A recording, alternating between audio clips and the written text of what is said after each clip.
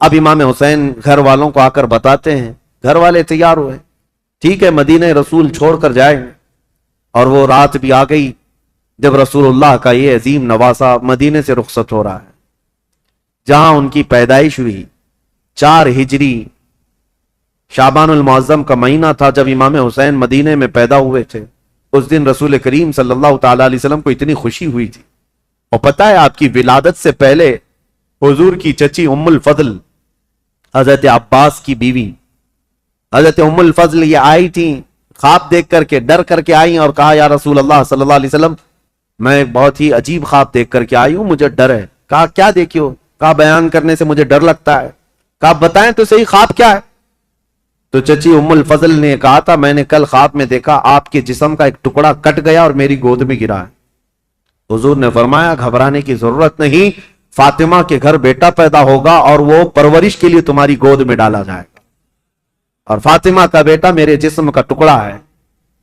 جو رسول کریم صلی اللہ تعالی علیہ وسلم نے جس کو اپنے جسم کا ٹکڑا کہا وہ مدینے میں پروان چڑھا ہے اور مدینے میں آنکھیں کھولی ہیں، خطبہ رسول کو سنا ہے.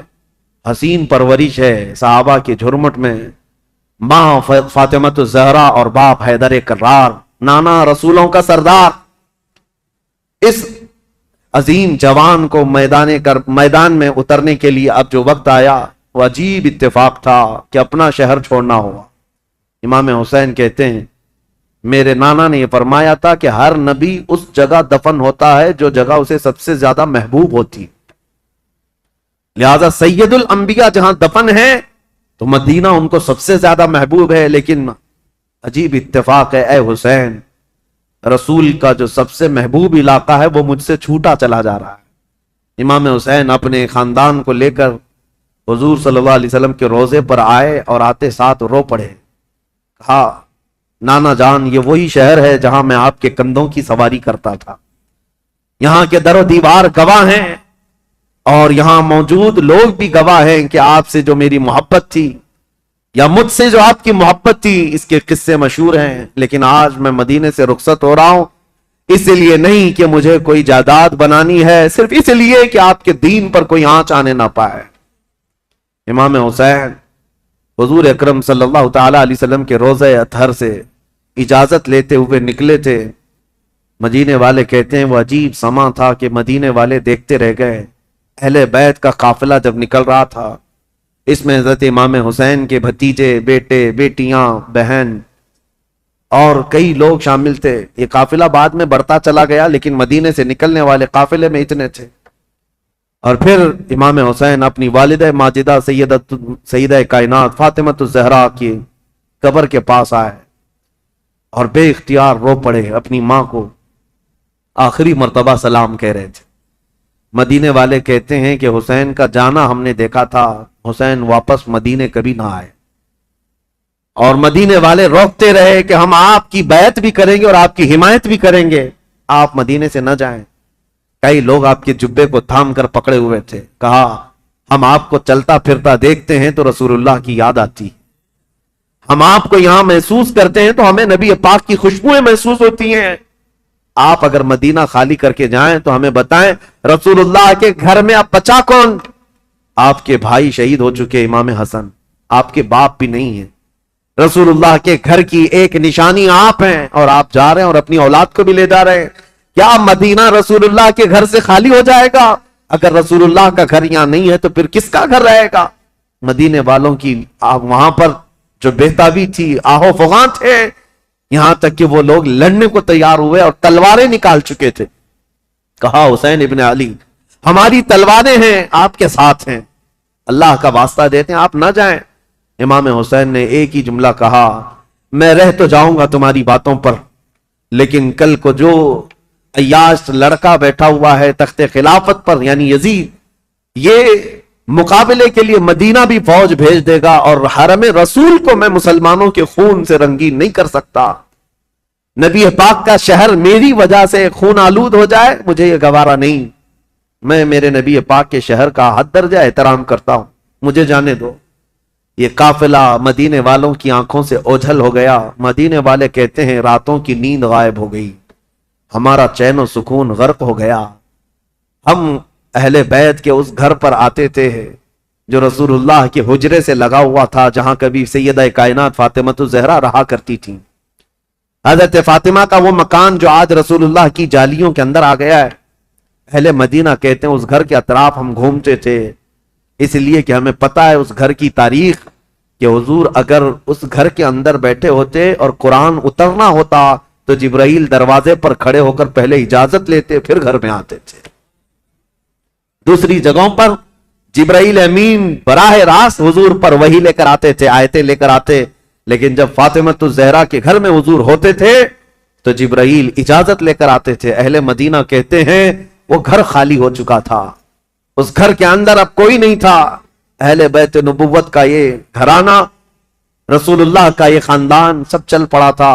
مدینے والے کہتے بھی تھے کہ کیسا وقت آ گیا کہ آج نبی پاک نے جس مدینے کو عظمت کا بلند مقام دے دیا، اس مدینے میں ان کے ہی گھر کے لوگ رہنے کے لیے آج پریشان کیے جا رہے ہیں، ستائے جا رہے ہیں اور یہاں سے ہجرت کرنے پر مجبور کیے گئے۔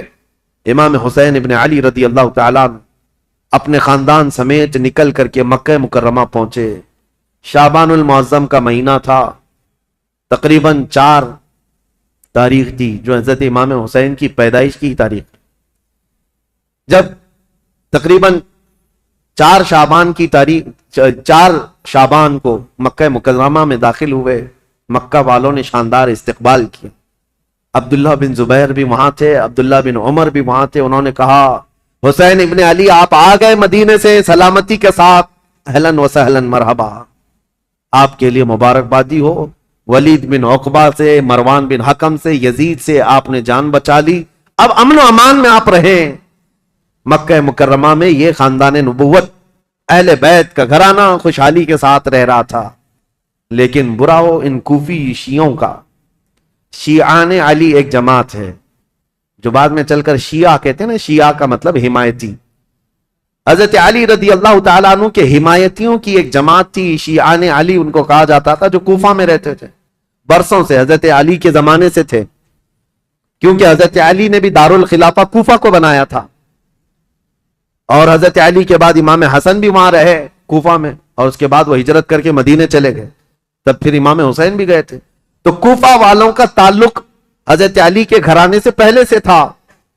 اور امام حسین کی یہ تاریخ میں آپ کو بتاتا ہوں کہ جب امیر معاویہ یعنی حکومت کر رہے تھے، اس وقت بھی کوفہ والے امام حسین کو خط لکھ کر بلا رہے تھے کہ امیر معاویہ کو معزول کر دیتے ہیں، آپ آ جائیے۔ امام حسین نے منع کیا، کہا کہ میں پھر سے وہ عظیم جنگیں دیکھنا نہیں چاہتا ہوں جو میرے باپ کے زمانے میں ہوئی ہیں۔ تو حضرت امام حسین گئے نہیں، امیر معاویہ کے زمانے سے کوفہ والے خط لکھ رہے تھے، آپ آ جائیے۔ اب جب امیر معاویہ کا انتقال ہو گیا اور یزید تخت خلافت پر بیٹھ گیا تو کوفہ والوں نے ایک میٹنگ کی۔ کوفہ عراق کا ایک شہر ہے، عراق میں آج بھی وہ شہر موجود ہے، اور جتنے اہل بیت سے محبت کرنے والے لوگ تھے سب جمع ہوئے اور میٹنگ کیا، اور وہ ایک شخص کے گھر میں میٹنگ ہوئی جس کا نام مسلم بن سرد بتایا گیا ہے، اور وہ شخص سارے لوگوں کو جمع کر کے کہتا ہے دیکھو امیر معاویہ کا تو انتقال ہو گیا اور یزید بیٹا ہے، تم سب کی رائے کیا ہے؟ کیا علی کے بیٹے حسین خلافت کے سب سے زیادہ حقدار نہیں ہیں؟ کوفہ والوں نے ایک زبان ہو کر کہا ہاں، رسول اللہ کے نواسے علی ابن ابی طالب کے بیٹے، ان سے زیادہ حقدار کون ہے؟ تو ان لوگوں نے کہا کہ ہم نے یہ سنا ہے کہ امام حسین نے بھی یزید کی بیعت کو قبول کرنے سے منع کر دیا اور وہ مدینہ چھوڑ کر مکہ جا چکے ہیں، اے لوگوں تمہارا کیا خیال ہے ہم حسین ابن علی کو یہاں بلا نہ لیں؟ ہم کوفہ بلا لیتے ہیں اور یہاں بلا کر ان کی خلافت کو تسلیم کرتے ہیں، ان کے ہاتھ میں بیعت کر لیں گے، اور پھر دھیرے دھیرے پورا حجاز امام حسین کے ہاتھ پر بیعت کر لے گا، پورا عرب بیعت کر لے گا، اور یزید کو ہم اتار دیں گے تخت خلافت سے۔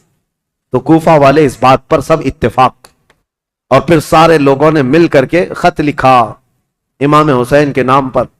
عبداللہ بن صبح حمدانی نام سے ایک شخص تھا، اس کے ہاتھ میں خط دے کر بھیجے جس میں کوفہ کے بڑے رئیس اور ذمہ دار جو لوگ تھے، وہاں کے جو سردار تھے، ان کی دستخطیں تھیں، ان کی مہریں لگی ہوئی تھیں۔ یہ خط رمضان کی 10 تاریخ کو آیا، کہاں؟ مکہ مکرمہ میں۔ مکہ مکرمہ میں امام حسین کے پاس یہ خط آیا تو امام حسین نے دیکھا اس میں یہ لکھا ہوا تھا، کوفہ والوں نے لکھا تھا اللہ کی حمد و ثنا کے بعد، حضور کی صلاۃ و سلام کے بعد کہا امیر معاویہ کا انتقال ہو گیا، اور ان کے بعد یزید جیسا فاسق و فاجر شخص بیٹھا ہے، لہذا ہم اس کی امارت اور اس کی خلافت کو نہیں تسلیم کرتے۔ اے علی کے بیٹے حسین، آپ تشریف لے آئیں، ہمارے سر پر کوئی امام نہیں ہے، آپ تشریف لائیں، ہم آپ کے ہاتھ پر بیعت کرتے ہیں۔ یہ خط کا مضمون تھا۔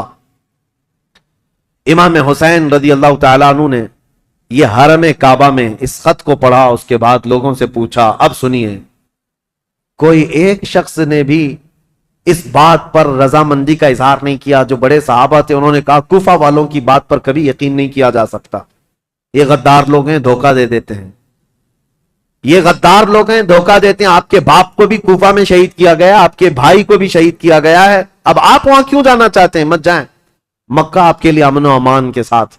حضرت امام حسین نے ان خطوط کو نظر انداز کر دیا، لیکن 2-3 دن کے بعد تقریباً 53 یا 55 لوگ کوفہ سے چل کر کے مکہ مکرمہ آئے، اور طواف کعبہ کے بعد سب امام حسین کے پاس نظر و نیاز لے کر کے آئے، اور اس کے بعد پھر خطوط لے کر آئے، کوفہ والوں کے حالات بتائے۔ امام حسین نے دوبارہ صحابہ سے مشورہ کیا کہ کیا کرنا چاہیے، تب پھر صحابہ نے وہی بات کی، کوفہ والے غدار قسم کے لوگ ہیں، طبیعت کے اندر ان کے استقامت نہیں، کسی ایک بات پر جمتے نہیں ہیں، آپ مت جائیں۔ دوسری مرتبہ بھی امام حسین صبر کر کے رہ گئے۔ رمضان کا مہینہ ختم ہونے کو آیا، تقریباً خطوط کا سلسلہ جاری رہا، اتنے کہ 10,000 کے قریب لوگوں نے امام حسین کو دعوت دی، اور اخیر میں یہ دعوت دی کہ اے حسین ابن علی، کل قیامت کے دن اگر اللہ تعالی ہم سے یہ سوال کر لے کہ فاسق و فاجر معاویہ کے بیٹے سے تم نے بیعت کیسے کی، اس کو امیر کیسے بنایا، تو ہم اللہ کی بارگاہ میں قیامت میں یہ جواب دیں گے کہ اے رب العالمین، ہم نے تو رسول اللہ کے نواسے کو بلایا تھا مگر انہوں نے انکار کیا، تو ہمارے پاس کوئی چارہ نہیں تھا، اس لیے ہم نے یزید کی بیعت کر لی۔ یہ تو ایموشنل بلیک میلنگ ہے۔ بہت سارے لوگ آج ہمیں یوں بولتے ہیں پروگرام کی تاریخ دے دیجئے نہیں تو پورا علاقہ دیوبندی ہو جائے، پروگرام کی تاریخ دے دیجئے نہیں تو یہاں ایسا ہو جائے۔ میرے عزیزو، تمہارے ذمے بھی تو کچھ ہے، تمہارے ذمے بھی تو کوئی چیزیں ہیں۔ امام حسین نے اس خط کو پڑھنے کے بعد پھر سارے لوگوں سے مشورہ کیا، اور اس کے بعد کہا اب میرے لیے اتمام حجت کرنی ہوگی، یعنی مجھے تو جانا ہی ہوگا، کیونکہ انہوں نے قیامت کا واسطہ دے دیا ہے۔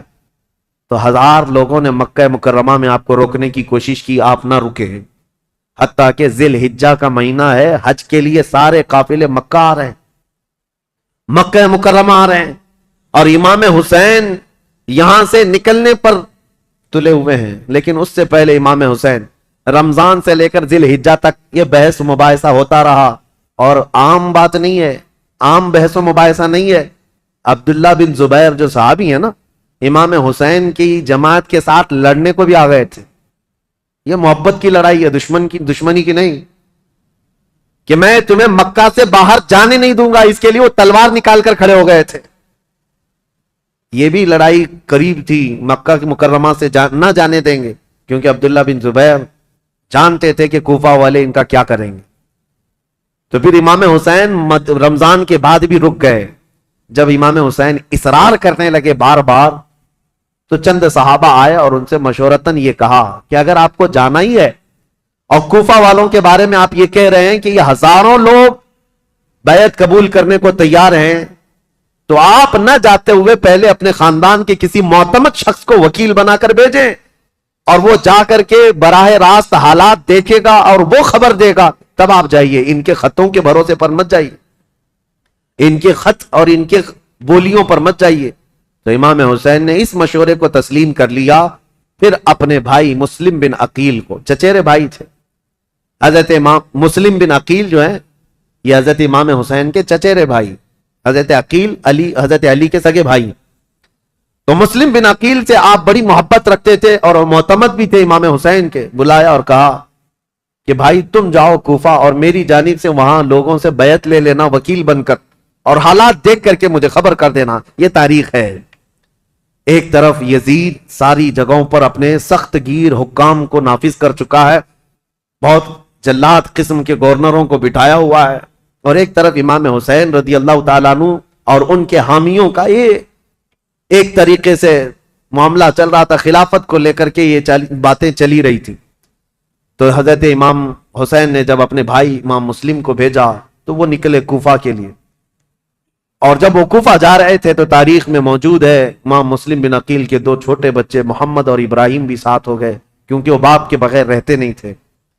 امام مسلم بن عقیل اپنے 2 بچوں کے ساتھ کوفہ کے لیے روانہ ہوئے. جیسے ہی کوفہ میں آئے، کوفہ والے جوق در جوق امام مسلم کا استقبال کرتے ہیں، اور اتنی بڑی تعداد میں استقبال کیا کہ تقریباً ایک ہی رات میں 12,000 لوگ آپ کے ہاتھ پر بیعت کیے. 12,000 لوگ امام مسلم بن عقیل کے ہاتھ پر امام حسین کا وکیل سمجھ کر بیعت کیا.